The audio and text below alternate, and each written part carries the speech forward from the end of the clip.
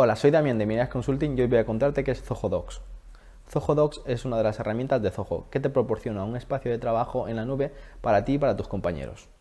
Con esta herramienta vas a poder crear, compartir, hacer todo tu trabajo en un mismo espacio de manera segura y agradable. Además, tienes incluidas en Zoho Docs tres importantes herramientas.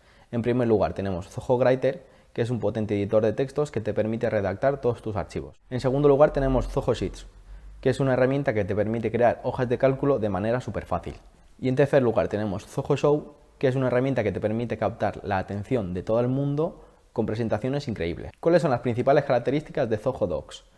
Una de ellas es que puedes guardar todo en la nube. Da igual donde estés y en donde te encuentres. Puedes acceder a tus archivos y ficheros en cualquier lugar. En segundo lugar, con la versión de prueba tienes hasta 5 GB de almacenamiento, pero con la versión Premium tienes hasta 1 TB de almacenamiento para guardar todos tus documentos. Y en último lugar, la sincronización. Esta aplicación es compatible con muchos sistemas, por lo tanto puedes tener conectados todos tus equipos en un mismo lugar y a la vez. Si quieres saber más sobre esta aplicación o cualquiera de las aplicaciones de Zoho, haz clic en el enlace que te dejamos aquí abajo para tener toda la información al completo y además puedes registrarte en la versión gratuita para probarla durante 30 días. No te olvides de darle like a este vídeo, suscribirte y nos vemos en Mineras Consulting.